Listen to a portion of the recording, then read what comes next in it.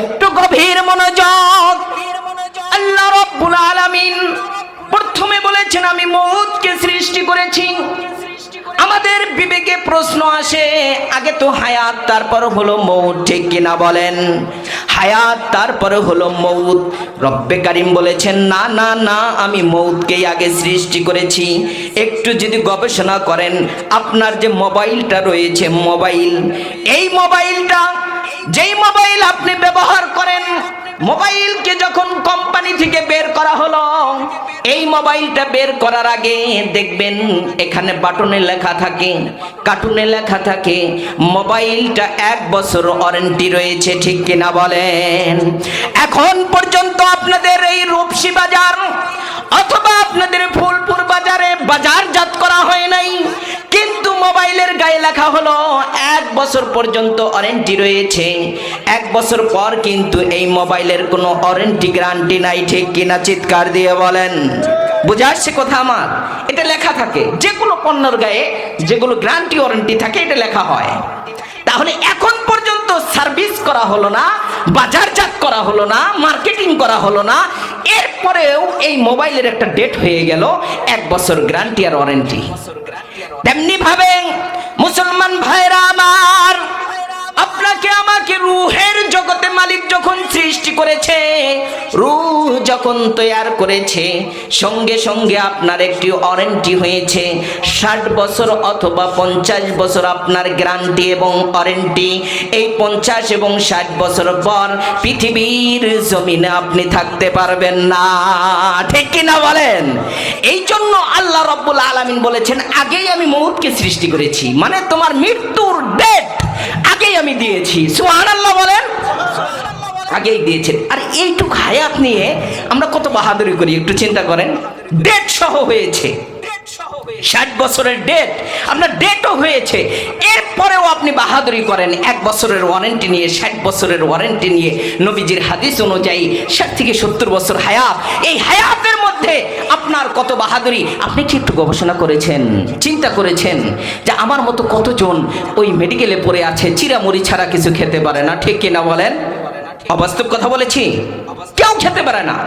আবার আপনি একটু গবেষণা করেন, কবরস্থানে আপনার দাদা শুয়ে আছে, কত বাহাদুর ছিল এই এলাকায়, আর কত নেতা ছিল, সে কত মানুষকে অন্যায়ভাবে মেরেছে, হত্যা করেছে, কলমের খোঁচা দিয়ে ফাঁসির কাস্টে ঝুলিয়ে দিয়েছে, ঠিক কিনা বলেন? সেও তো আর বাহাদুরি চলে না। ওই কবরের ভিতরে বছরে একদিনও সালাম দেওয়ার সুযোগ হয় না, ঠিক কিনা বলেন? একদিন আমি মানুষ ছিলাম, আমার একটা নাম ছিল। একদিন আমি মানুষ ছিলাম, আমার একটা নাম ছিল। সবার মতো আমার দেহে রক্ত পানি ঘাম ছিল, ঠিক কিনা বলেন? একদিন আমি মানুষ ছিলাম, আমার একটা নাম ছিল। সবার মতো আমার দেহে রক্ত পানি ঘাম ছিল। গায়ের জোরে ধনের জোরে কথা বলিতাম, গায়ের জোরে ধনের জোরে কথা বলিতাম। অহংকারী বাহাদুরির সাথে চলিতাম। নাম ধরে কেউ বলছে না আর বলছে মরা লাশ, নাম ধরে কেউ বলছে না আর বলছে মরা লাশ। কাফন হবে জলদি কখন, নইলে সর্বনাশ, ঠিক কিনা বলেন? রাত্রে সবাই আমার ঘরে, রাত্রে সবাই লাশের ঘরে আমার ভয়ে কাঁদছিল। একদিন আমি মানুষ ছিলাম, আমার একটা নাম ছিল। সবার মতো আমার দেহে রক্ত পানি ঘাম ছিল, ঠিক কিনা বলেন?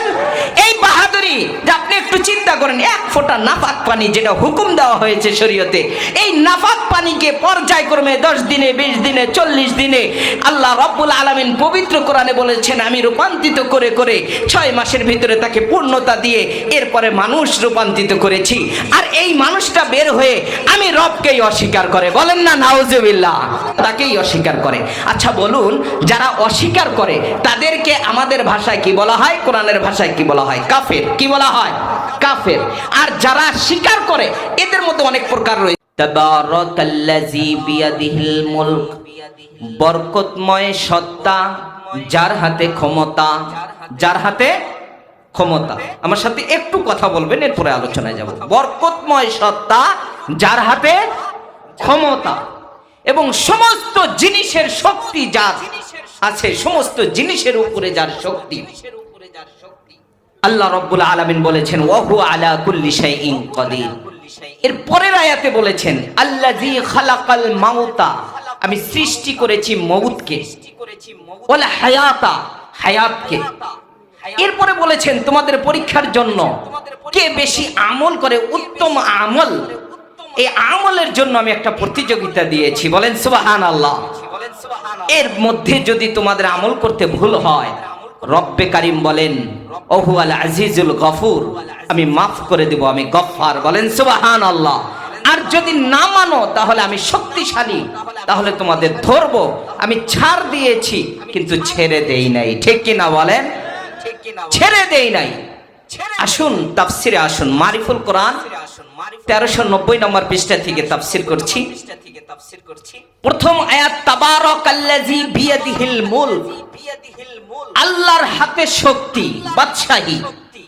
তাহলে বোঝা গেল পৃথিবীর যে বাদশাহী আছে, এই বাদশাহী স্থায়ী নয়, অস্থায়ী, ঠিক কি না বলেন? চেয়ার আছে যতক্ষণ, গিয়ার আছে ততক্ষণ, ঠিক কি না বলেন?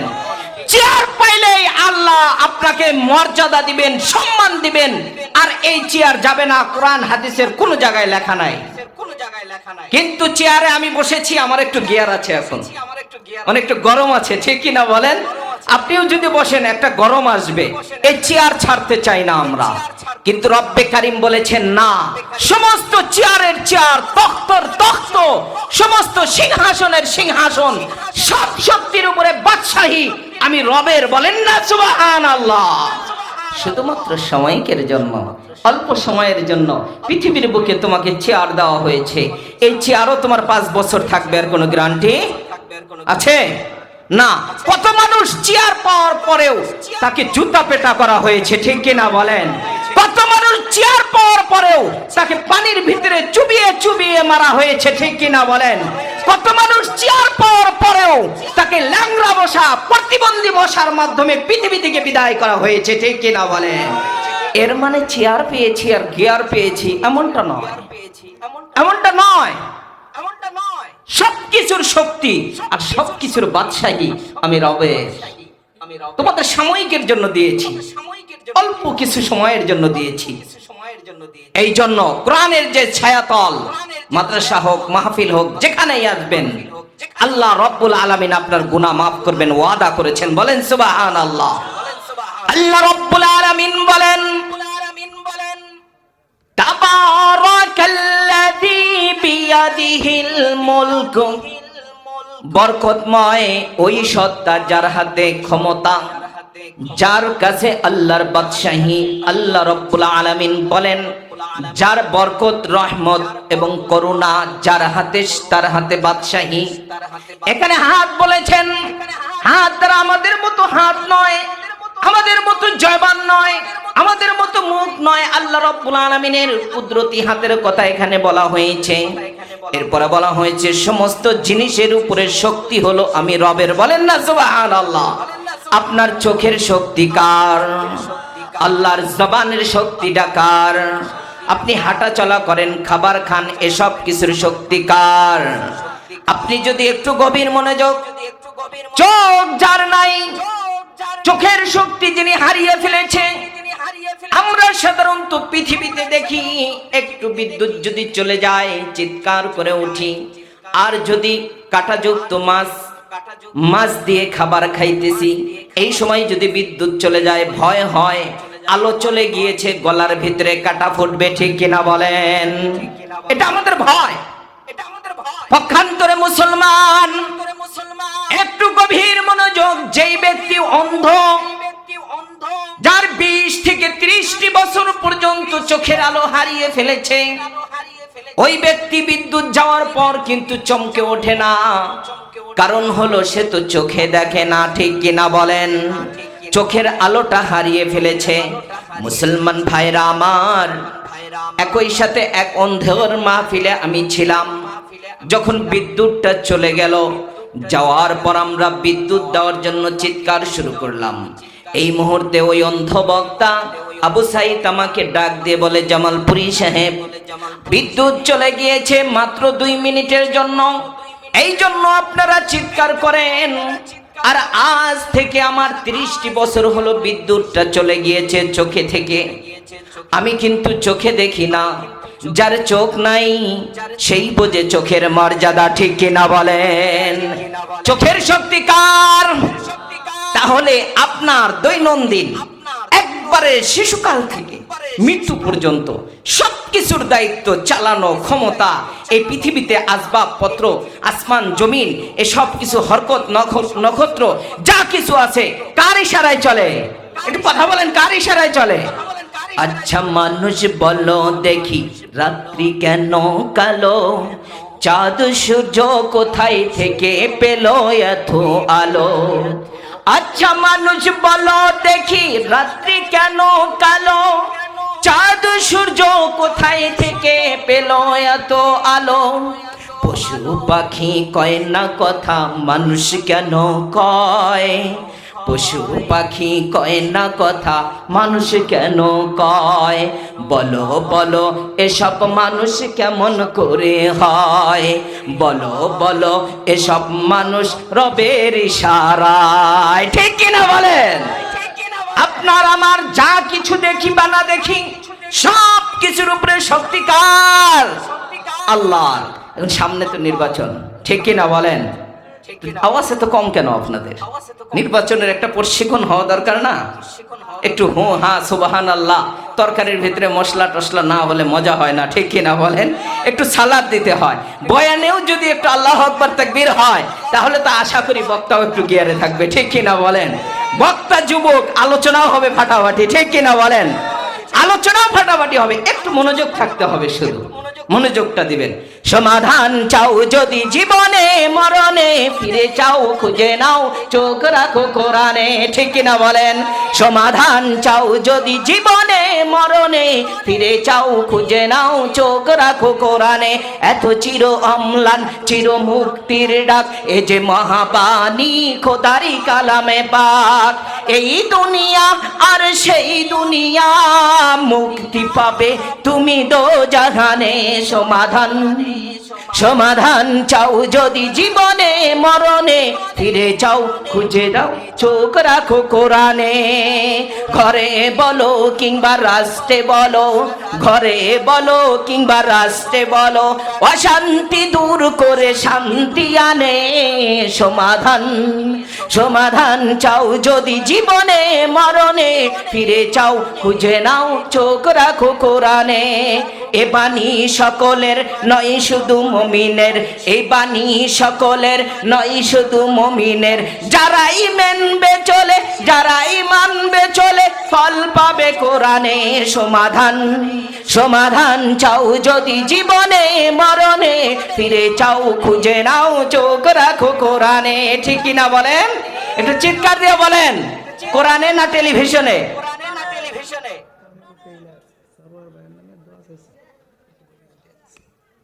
কামাল টেইরাস সানোয়ার ভাইয়ের জন্য দোয়া, সরোয়ার ভাইয়ের জন্য দোয়া চেয়েছেন। কত টাকা দিয়েছেন?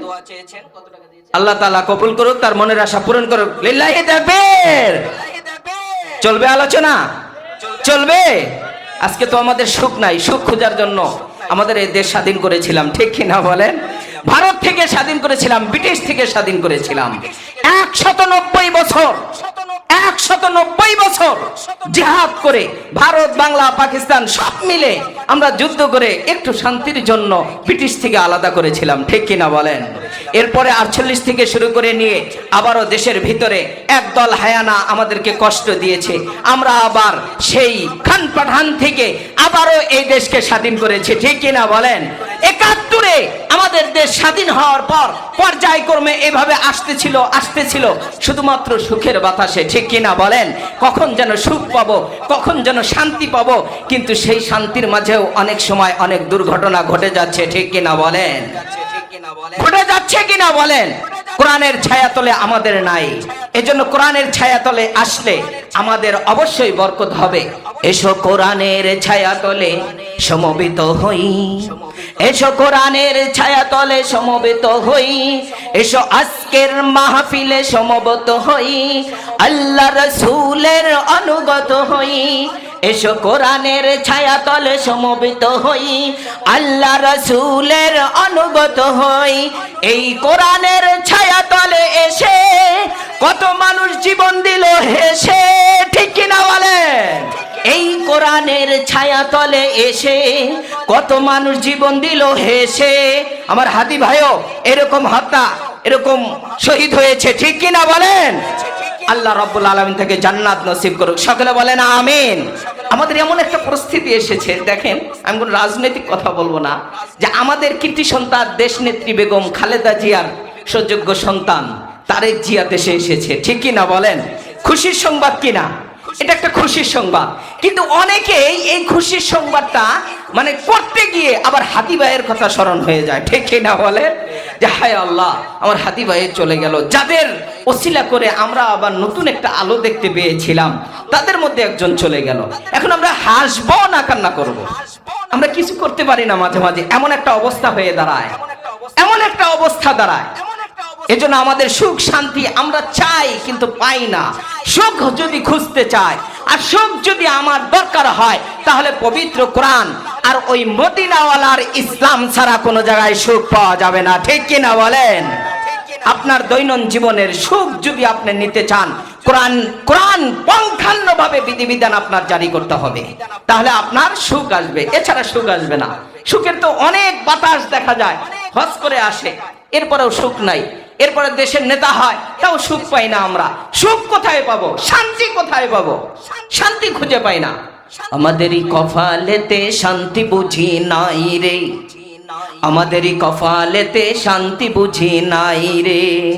শান্তি আমরা খুঁজতেছি, এত দুঃখ রাখবো কোথায়, এত দুঃখ রাখবো কোথায়, রাখার জায়গা নাই ভাই রে, এত দুঃখ রাখবো কোথায়, রাখার জায়গা নাই।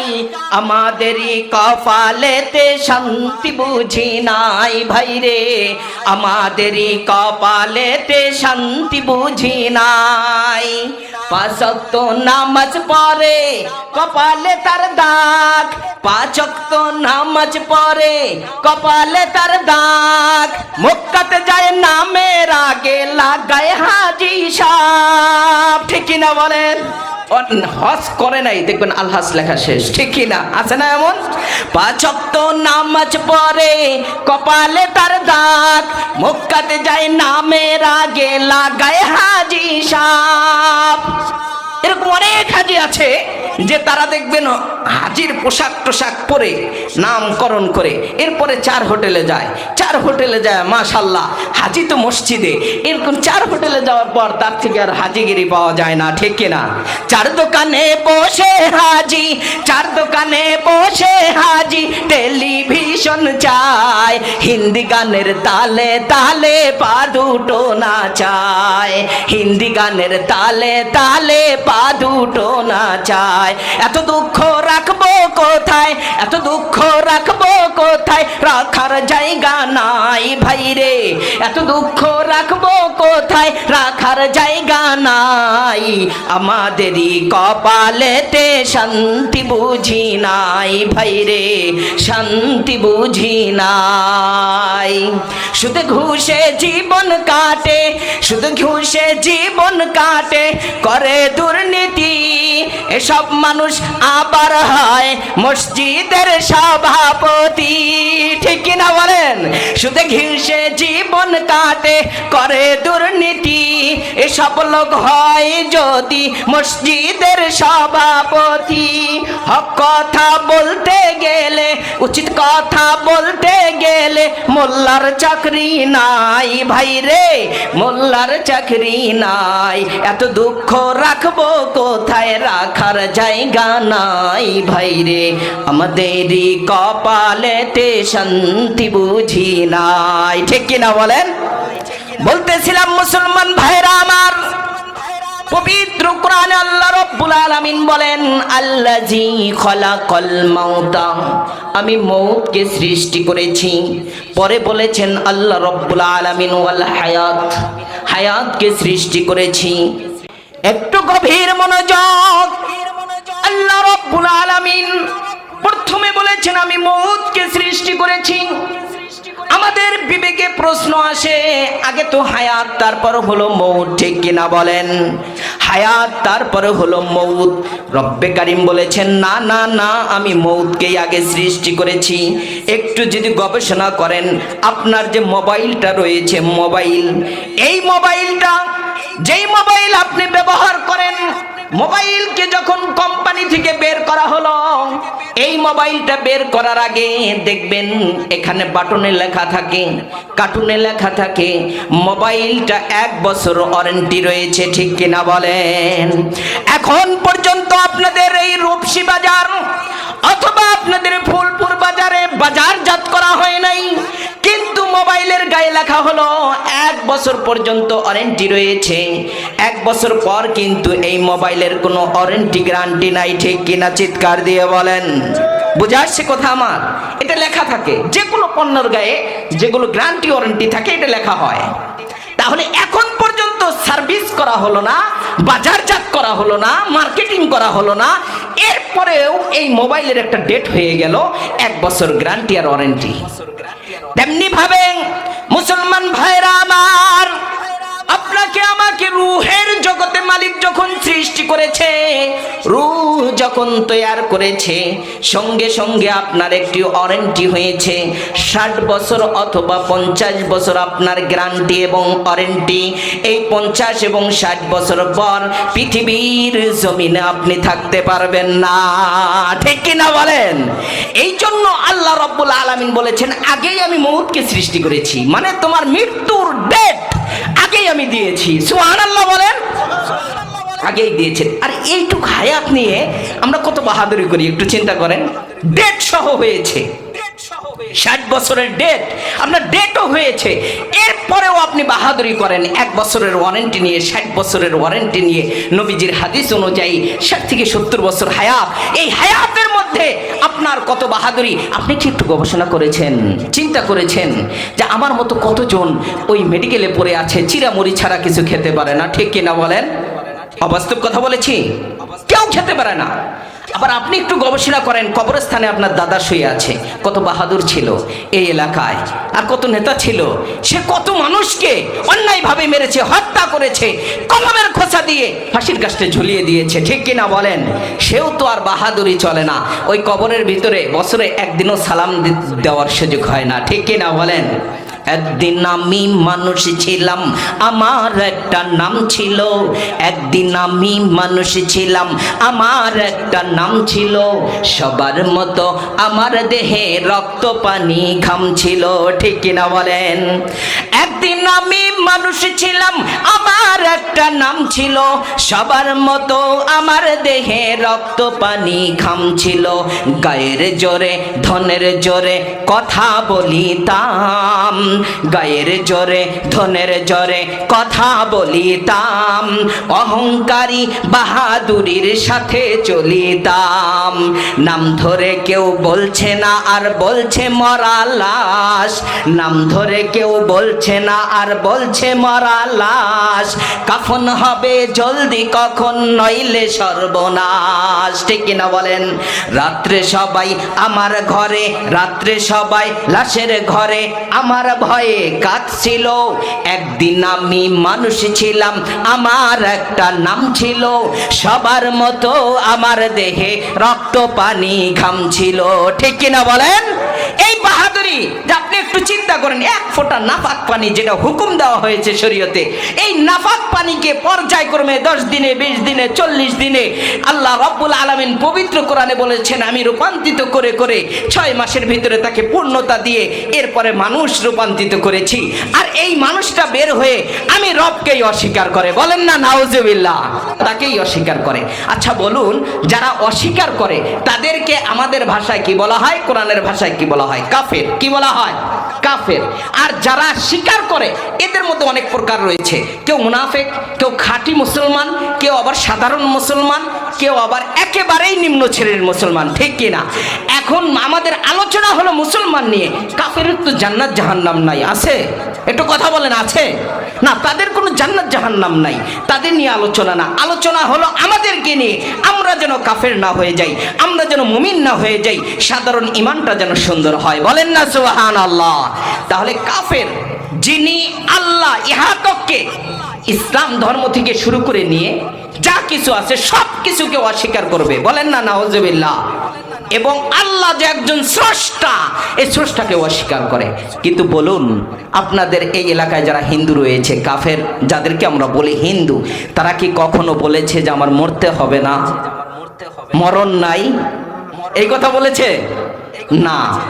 আপনি আল্লাহকে অস্বীকার করতে পারবেন, কিন্তু 100% সঠিক যে আল্লাহকে বিশ্বাস অবিশ্বাস করার পরেও আপনার মৃত্যুকে অবিশ্বাস করার সুযোগ নাই, ঠিক কিনা বলেন? সূরাতুল লুকমানের ভিতরে আল্লাহ রাব্বুল আলামিন পরিষ্কার ভাষায় বলেছেন, মরতে তোমাকে হবেই। ওমা তাদরি নাফসুন বিআইয়ি আরদিন তামুত, তোমার মরতে হবে। আল্লাহ রাব্বুল আলামিন বলেন, কুল্লু নাফসিন যায়িকাতুল মাউত। রব্বে কারীম বলেন, মিনহা খলাকনাকুম ওয়া ফিহা নুইদুকুম ওয়া মিনহা নুখরিজুকুম তারাতান উখরা। যেখান থেকে সৃষ্টি তুমি সেখানেই দাফন, যেখান থেকে সৃষ্টি তুমি সেখানেই দাফন, সেখান থেকে উঠতে হবে রাখিও স্মরণ। যেখানে থেকে সৃষ্টি সেখানেই দাফন। কবরের দুইটি অবস্থা রয়েছে। এক নম্বরে হলো কবরের পেট, অর্থাৎ এই পেট। দুই নম্বর হলো কবরের পিঠ, কবরের পিঠ। এই পৃথিবীর বুকে আমরা চলাফেরা করি, এটা হলো কবরের পিঠ। আর যখন দাফন করা হয়, এটা হলো কবরের পেট। কবর ডাক দিয়ে বলে, ও গোলাম, আনা বাইতুল ওয়াহদা, আমি তো একা একির ঘর, এই ঘর অন্ধকারের ঘর। আনা বাইতুজ জুলমা, আমি তো একটা অন্ধকারের ঘর, আমি তো পোকামাকড়ের ঘর। আনা বাইতুদ দুদা, আমি তো পোকামাকড়ের ঘর। আনা বাইতুত তুরাব, আমি তো মাটির ঘর। আমার কাছে যদি আসতে হয়, আমার পিঠের উপরে ভালো আচরণ করে আসতে হবে। আর যদি পিঠের উপরে ভালো আচরণ না করতে পারো, তাহলে পেটের ভিতরে তুমি মজা বুঝতে পারবে। আনাস রাদিয়াল্লাহু তাআলা আনহু থেকে হাদিস, কুরতুবী এবং তাফসীরে মাজহারির ভিতরে মারিফুল কোরআনের 1390 নম্বর পৃষ্ঠার ভিতরে বিস্তারিত আলোচনা করেছেন। নবীজি বলেন, 30 আয়াত বিশিষ্ট একটি সূরা রয়েছে, যেই সূরাটির নাম হলো মুলক। এই সূরাটি যদি কোনো ব্যক্তি তেলাওয়াত করে, রাত্রিবেলায় যদি তেলাওয়াত করা হয়, রব্বে কারীম কবরের আযাব থেকে তাকে মাফ করে দিবেন। বলেন না সুবহানাল্লাহ? নাম্বার 2, কোন ব্যক্তি যদি সূরাতুল মুলক তেলাওয়াত করে, বিশ্ব নবী রাহমাতাল লিল আলামিন বলেন, কিয়ামতের ময়দানে এই সূরাটি আল্লাহ রাব্বুল আলামিনের কাছে সুপারিশ করবে। তৃতীয় নম্বরে বিশ্ব নবী বলেন, যদি কোনো ব্যক্তি সূরাতুল মুলক তেলাওয়াত করে, রব্বে কারীমের সাথে কথোপকথন চলতে থাকবে। বইয়ের ভাষায় বলা হয় ঝগড়া চলতে থাকবে। আল্লাহর শানে ঝগড়া ব্যবহার হয় না, মানে হলো জিদ করবে। কি করবে? জিদ করবে। অনেক সময় জিদ করে না সন্তান, আমাকে মোবাইল কিনেই দিতে হবে, আমি ফ্রি ফায়ার খেলবই, ঠিক কিনা বলেন? ফ্রি ফায়ার আমি খেলবই। এই জিদ, এর মানে কি আপনার সাথে মারামারি ঝগড়া লাগায়? না, কিনে দিতে হবে একটা জিদ। তেমনি ভাবে এই সূরাতুল মুলক আল্লাহর সাথে একটা জিদ করবে।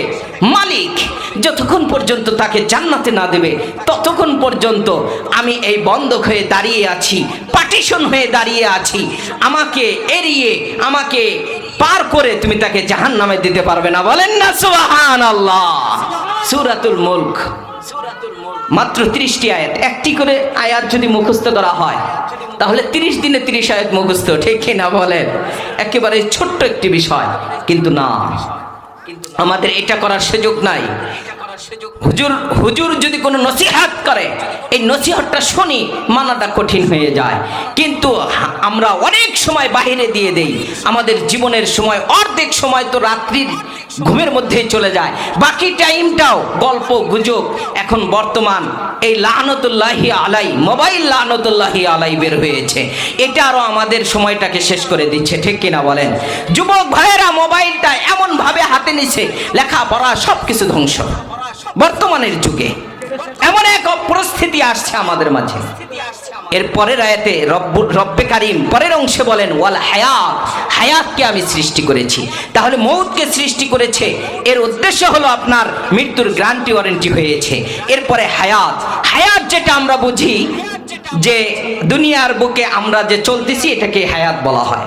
আমি তাফসিরের আলোকে যতটুকু গবেষণা করেছি, হায়াত হলো 5 প্রকার। কয় প্রকার? একটু কথা বলুন, কয় প্রকার? 5 প্রকার। 1 নাম্বার হায়াত হলো আলমে আরওয়াহ, রূহের জগতের ভিতরে আপনার আমার রূহ সংরক্ষণ করা ছিল। আল্লাহ রাব্বুল আলামিন প্রশ্ন করেছেন যে আমি কি তোমাদের রব? সকল মিলে বলেছিলাম কলু বালা। কি বলেছিলাম? কলু বালা। আমরা কিন্তু ওখানে নাম শব্দ ব্যবহার করতে পারতাম, আরবিতে না। বালা মানে নিশ্চিত তুমি আমার রব। বলেন না সুবহানাল্লাহ। ফেরেশতাদেরকে সাক্ষী করে আল্লাহ বলেন, এটা সাক্ষী থেকো, একদিন আমি এটা ধরবো। এরপরে আমাদের মায়ের পেট, যাকে বতন বলা হয় আরবিতে, এই মায়ের পেটে একটা রূহ সন্তান জীবিত থাকে, ঠিক কিনা বলেন? 3 নাম্বার হলো পৃথিবীর জমিনে আমরা যে চলাফেরা করতেছি হায়াত নিয়ে, এটা একটা হায়াত। 1 নম্বরে হায়াত হলো আলমে আরওয়াহ। 2 নাম্বার হলো বুতুনুল উম্মি, মায়ের বতন অর্থাৎ রেহেম, রেহেমের ভিতরে সন্তান নড়াচড়া করে। 3 নাম্বার হলো ফিদ দুনিয়া, দুনিয়ার হায়াত। 4 নাম্বার হলো ফিল কবর, কবরের হায়াত। 5 নাম্বারে হলো হাসর। 5 নাম্বার কি? হাসর। 5টা হায়াত। মায়ের পেট থেকে যখন বের হই, বের হওয়ার পর যে হায়াত আমরা গ্রহণ করি, দুনিয়ার হায়াত বলা হয়। দুনিয়ার হায়াতের ছোট্ট একটি সংজ্ঞা দেই, শ্বাস যদি ভিতরে ঢোকে, বের যদি না হয়, তার নাম হলো ডেড বডি, ঠিক কিনা বলেন? আবার যদি বের হয়েছে ভিতরে যায় নাই, তার নামও ডেড বডি, মানে হলো মৃত্যু। ম্যান ইজ মর্টাল, মানুষ মরণশীল, মানুষ মরণশীল। আপনি মৃত্যু। আচ্ছা বলুন তো, শুধু কি আপনি মৃত্যু, না যার জীবন রয়েছে সেও মৃত্যু? যার জীবন রয়েছে সে, তার মরণ রয়েছে। কুল্লু নাফসিন যায়িকাতুল মাউত। কুল্লু নাফস আরবি শব্দ, এর মানে হলো প্রত্যেক নফস, যার জীবন রয়েছে তার মৃত্যু রয়েছে। নবীজি বলেন আকসিরু যিকরাহা জিমিল্লা জাতিল মাউত, মৌতের স্বাদ তোমার গ্রহণ করতে হবে, মৌতের মজা তোমার গ্রহণ করতে হবে, কম বা বেশি, কম বা বেশি। আমাদের রূহ বের করে নিয়ে যায়, তার নাম কি? আজরাইল। দায়িত্বশীল কে? আজরাইল। আর যেটা বের করে তার নাম মৌত। হাশরের মাঠে পুলসিরাতের সামনে আল্লাহ রাব্বুল আলামিন জান্নাতি এবং জাহান্নামীদেরকে এক জায়গায় করবে, এবং ওই মৃত্যুটাকেও একটা মৃত্যু দিয়ে দিবে, হায়াতটাকেও মৃত্যু দিয়ে দিবে। আজকে থেকে মৃত্যুরও মৃত্যু হয়ে গেল, মৃত্যুরও মৃত্যু হয়ে গেল। যে মালাকাল মাউত আমাদের রূহ বের করে, আল্লাহ রাব্বুল আলামিন তাকে আদেশ করবেন, তোমার রূহটা তুমি বের করো। তাহলে মালাকাল মউত বাঁচতে পারবে না, বোঝা গেল। সূরাতুর রহমানে রব্বে কারীম বলেন কুল্লু মান আলাইহা ফান ওয়া ইয়াবকা ওয়াজহু রাব্বিকা যুল জালালি ওয়াল ইকরাম। রব্বে কারীম বলেন পৃথিবীর জমিনে যাকে হায়াত দিয়েছি, যাকে আমি হায়াত দিয়েছি, তার মৌতের সাথে একদিন গ্রহণ করতে হবে। কেউ বাঁচতে পারবে না, মৌতেরও মৌত হবে, আজরাইলেরও মৌত হবে। শুধুমাত্র কেবলমাত্র আমি রব পৃথিবীর জমিনে থাকবো। আল্লাহ রব্বুল আলামিন বলেন আমার মরণ হবে না, আর সবারই মরণ হয়ে যাবে।